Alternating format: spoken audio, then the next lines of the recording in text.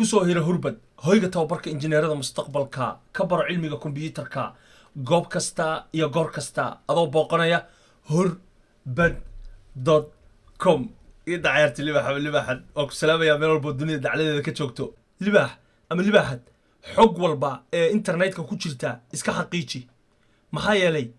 xog walba lama soo bandhigo xaqiiqada kuma salaysnee marka iska xaqiiji digitally literate noqo examining information ee xog walbood internetka ku aragto inaad iska hubiso marka maalin walba boqolaal kun oo maqaal ayaa dadku waxay ku wadaagaan online-ka dad badan oo waxaa jira waxyaabo qoraal internetka ku qora waxa kamid ah inay dadku leeyihiin waxyaabo badan oo ay qorayaan oo fikirkooda ku aadan oo xaqiiqada ku salaysneen sida naasoo kale ee laga soo gaabiyay National Aeronautics and Space Administration ee shirkad Mareykanka laga leeyahay ayaa waxay leeyihiin dadku xaqiiqada kuma salaysna in moon landing ama dayaxa in la tagay oo xidigta bisha inay booqdeen marka dad badan oo waxaa jira daba dhigtay ee dhahaya wax ka jira male arintaas wax dhacay male marka waxa dib noqonaya wax walba xaqiiqada ku salaysan iyo waxaan ku salaysnayn dadka fikirkooda iyo xaqiiqada marka fikirkaaga waxa ah iyo xaqiiqada waa laba kala fog marka fikir wax ah ayaa dadku intay internetka iska soo dhigaan dad inta la boodaan waxay moodayaan wax xaqiiqada ku salaysan marka waxa aad iyo aad dib u noqotay in runtii la qiimeeyo ama la fahmo qofku waxyaabaha u qaadan karo kuwa ku salaysan xaqiiqada ama kuwa xaqiiqada ka fog ee marka inuu iska bixiyo waxyaabaha aan xaqiiqada aan ku salaysnayn oo qof ma taqaana khiyaaligiis ah ama wuxuu asagu maaragtay haminayo iska jecel yahay inay dhacaan marka fact and fiction kala baro libaax fact waxa way waxa xaqiiqada ku salaysan ee la hubo fiction waxa way waxyaabo khiyaaliyo wax ka jira aan jirin en sal iyo raad midna lahayn xogta ku jirta internetka ama informationka ku jira internetka waxa laga yaabaa inuu yahay mid qaldan oo loogu talagalay inuu qaldanaado ama si kama ah oo la filaynin in qofku oo hadalka u soo bandhigay ama waxaas oo internetka u dhigay ama inay noqoto qofkaas inuu fikiro asagu oo soo bandhigay asagoo markaa ka xanaaqsan balse xaqiiqada aan ku salaysnayn marka qof xanaaqsan wuxuu qoray weliga allaha lama qaato xaqiiqada kuma salaysna oo nin jeclaysi ayaa ku jirta iga dacayaarta libaaxa fikirkaaga haddaad igu foorarido waxba igama gelin libaaxa aniga iguma fooraree waa mid adiga kugu eg ee faaq haddaad tiraahdo laba qof oo afku leeyahay midna waa midka lagu hadlo midna waa waxa la cunay midka gadaal laga dhigo marka haddaad faaq tiraahdo oodan hadalkaada adiga fikir adiga kugu kooban u yahay hadalka afka ka tiri midka qiimaha leh waan qiimeynaya midka kale iska tirina waxaan ka dhigayaa midaad musqusha inta aaday aad banaanka gadaal ka soo bixday ilaa markiis gadaal mid ka soo baxaa laga dhigaa waxaan ku barayaa sida dad libaaxad loo noqdo ama libaax sida loo noqdo hadduu qof fikirkiisa cabiro lama xanaaqo waxaa la yidhahdaa qof walba afoo ku faaqleeyo iyo gadaalna waxa uga yaallaa wuxuu maaragtay cunay wuxuu gadaal ka dhigo marka hadday yihiin wax daca oo wax ka jira aragoo fikirkiisa waxaa la yidhahdaa musqusha aad libaax ee bal soo dhig qashina kaa buuxee hadday xaqiiqada ku salaysantaho wax la isla hubad yihiinna waa wax la ixtiraamayo afkiisa uu ka yidhi marka facts waa wax hadalka afka laga yidhi fictionna iga dacayaarta libaax ma raba inaan magaceeda sheegee option 1 mas option 2 oo salaamaya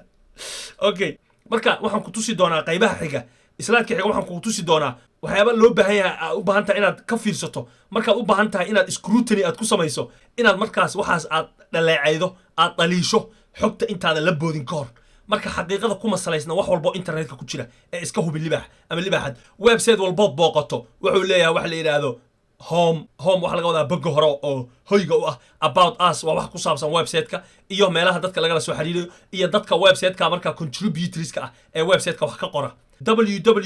www.news.gov.ia about us fiiriya who host the website marka halkan waxay ku sheegaysaa website-kan yaa martigeliyay yaa iska leh marka .gov waxay sheegaysaa website-kan inay iska leedahay dawlad .net waxa waaye network .gov waa government .so waa Soomaaliya .uk waa United Kingdom .com waa commercial .edu waa education bukusi wada libaax akadayo fadlan okay .org waa organization .com waa commercial marka waxa lagu yiri .gov waa website loogu talagalay governmentiga ama dawladda ama official ah marka officially approved website ah waaye oo officially approved yani dawladda hay'adaha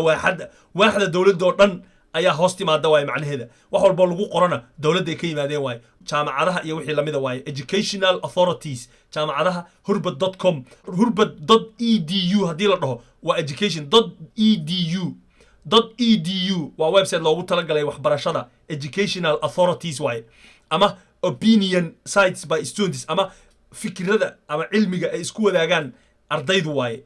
.org waa website ay leeyihiin organization marka mid walba midka kale waa ka duwan yahay organizationadu aad u kala duwan yihiin ama hay'adaha mid waxay noqon kartaa khayriya mid waxay noqon kartaa waxbarasho siteska .com ah badanaa waa kuwa loogu talagalay inay yihiin kuwa ganacsi sida hurbad.com oo kale waa website ganacsi ee loogu talagalay waxbarasho marka ganacsina wuu yahay waxbarashana wuu yahay .com marka waa general marka kelmaddaas usually waa badanaa waaye ee .com badanaa la isticmaala marka .com caan ah okay website-ka marka about us markii lagu yiraahdo purpose waaye website-kan muxuu ku saabsan yahay hadda hurbad.com about us hadaa tagto waxaan ku sheegaynaa himiladeena iyo waxyaabahan hiigsanayno iyo waxyaabaha hurbad ku saabsan yahay iyo waa maxay hurbad bal hurbad.com inta tagta hadda aan ku siiyo homeoge ee waxaad ku dhufataa about us waa arkaysaaye marka website-yadu soo u badayihiin lagu yiri about us ay leeyihiin section ah ay ku sharaxayaan website-ku wuxuu ku saabsan yahay about us taasi waa mid ku saabsan website-ka oo ku sharaxaysa website-kan iyo waxyaabaha oo ku saabsan yahay haddii aad waxyaabahaas aad si dhaba u qaadanayso iyo haddaad dhayil u qaadanaysana marka waxaa laga yaabaa website-kaas inuu leeyahay ideology ama fikir oo rabo inuu hiigsado hadda ideology-geena waxa waaye in laha qabtiro baahida IT-ga ee ka jirta dalka Soomaaliya ama dunida dacladeeda dadka ku baahsan ee ku hadla luqadda afka Soomaaliga waxaa laga yaabaa about-kaas inuu ku sheegayo dadka oo diiradda saarayo target audience-geena annaka hadda hurbad oo kale waa dadka af Soomaaliga ku hadla marka yaa u qoraynaa yaan u diyaarinaynaa koorsooyinka waa Soomaalida marka website-ku badanaa wuxuu leeyahay wax la yiraahdo biases waxa laga wadaa si gooniya oo asagu marka u taageerayo biased opinion ama maqlaysa waa nin jeclaysi ama fikirkaaga wuxuu ku salaysan yahay waa meel gaar ah ayaad muujinaysaa ee wax xaqiiqada ku salaysan maaha waa wax adiga maarata marka aad particular qof aad taageerayso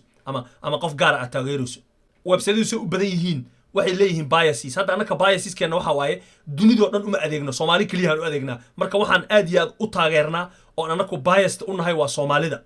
okay marka particular ideology view waaye waa fikir oo qofku aaminsan yahay fikirkaas hurbad aaminsan yahay waxa waaye waa Soomaalida in af Soomaali lagu baro IT-ga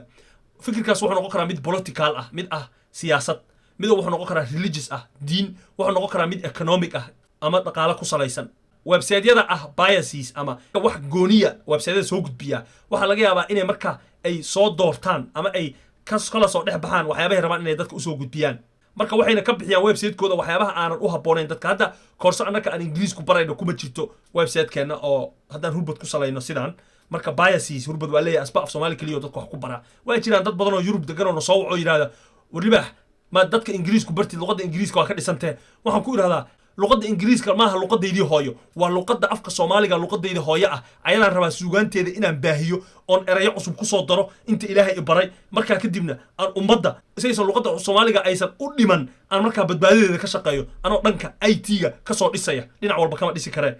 badanaana website-yadaas waxay ku saleeyaan waxyaabaha ay dadka u soo gudbinayaan fikirkooda waxyaabahan xaqiiqada ku salaysneen marka website walbood booqanaysa biaseskiisa fadana iska ilaali oo fikirka oo aaminsan yahay website-ka hubibal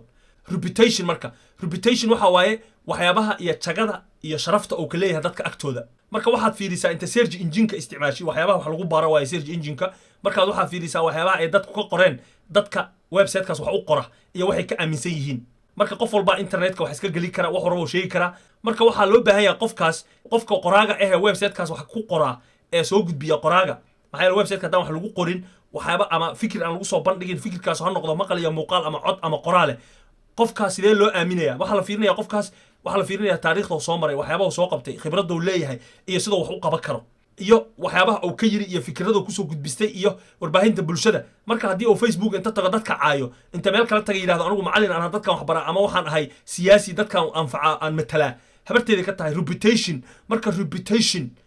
is a cornerstone reputation qofka sharafta uu leeyahay waa inuu ilaashada iyo waxyaabaha lagu yaqaano marka reputationka oo hurbad leeyahay waxa waaye inuu ituso itaabsi kuugu hagar baxo marka laga hadlayo dhanka IT-ga marka reputationkeena soo fiiri Libaax hoyga tababarka injineerada mustaqbalka dadku waxay ka qorayna soo fiiri bal anaka hadda isku foorarina waaye maxaa yeelay qof ka maran ma jiro qof walba wuxuu leeyahay biases ama meel ayuu u janjeeraa anaku Soomaalida xaggeeda u janjeernaa intaan aanu nicin Libaax okay latest update marka waxyaabaha ugu dambeeyay marka up to date in information yihiin website-ka ku jirana iska hubi hurbad haddaan ku salayno koorso walba soo gelino up to date iska fiiri Libaax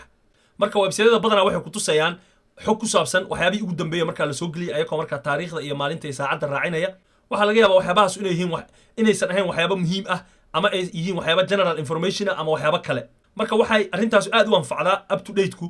website-yada wargeysyada ah waxyaabihii ugu dambeeyay dunida hadda ka dhacay ama waxyaabaha hadda jira waa inay bogga hore soo dhigaan ama meesha ugu dambeeyay waxyaabihii laga baxay inaa haysatana waxay la mid tahay adoo waxyaabo qaldan hayo kale marka waxyaabihii laga baxana way ka tagaan wixii cusub kaliya badanaa bogga hore soo dhigaan okay sources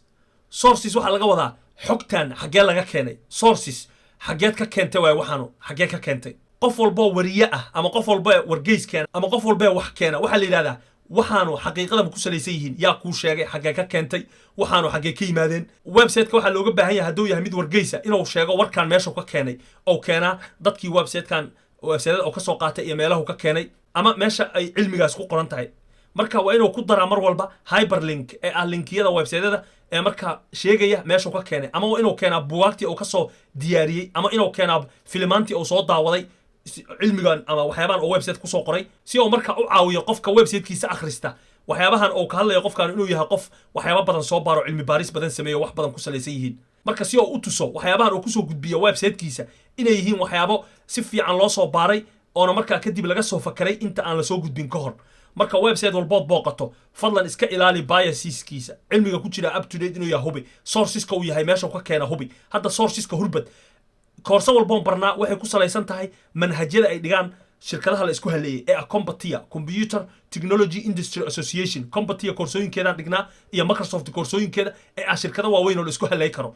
iyo Cisco koorsooyinkeeda iyo Adobe koorsooyinkeeda marka Hurbad waa website isku haleey kara haddii annaka nagu saleeyo haddii ay tahay wargeys marka dunida wax walba ka jira website waxa jira la yiraahdo Snoobs ee runtii hubiya xaqiiqada ku salaysan tahay website walba wixii lagu qoro marka Snoobs wuxuu kamid yahay website-yada runtii aad iyo aad loo ixtiraamo ee hubiya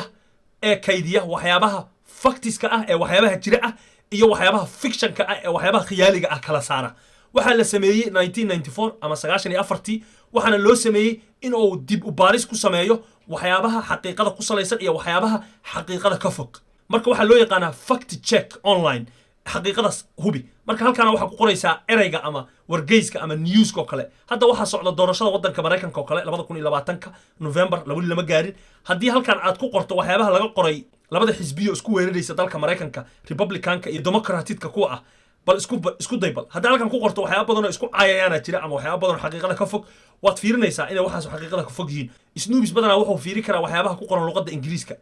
marka waxaad dhigi kartaa Soomaalidu aad bay been website-ka u soo dhigtaa ayakuna xaqiiqada ma ku salaysan yihiin ilaaha taas og fadlan wax walba website-ka ku qoran internet-ka ama warbaahinta bulshada iska hubi Libaax xaqiiqada kuma salaysnee marka haddaad doonayso inaad ogaato xaqiiqada ku aadan waxyaabahaas la qoray ama waxyaabo la qoray waxaad ka fiirisaa Snoobs search engine-kiisa fadlan ku qor article-ka markaas kadib waxa lagu sheegay article-kan inay tahay ama maqaalkan ama wargeyskan inuu ku salaysan yahay xaqiiqada iyo inuu ka fog yahay marka fadlan wax walba ku aragtaa internet-ka ha aaminin Libaax ama Libaaxad iska fiiri xaqiiqada ku salaysan tahay wax walba internet-ka ku aragtaa waa gunaanadkii qaybta 22 waxaan rajaynayaa wax badan inaad ka faa'iideysatay Libaax ama Libaaxad hoyga tababarka injineerada mustaqbalka YouTube-keena yaan laga hor daawan Facebook-keena fariin noogu reeb link inka nagala soco Instagram-ka naga indha Twitter-keenana ku tixnaaw ama booqo hurbad.com oo salaam ya Libaax mahadsanid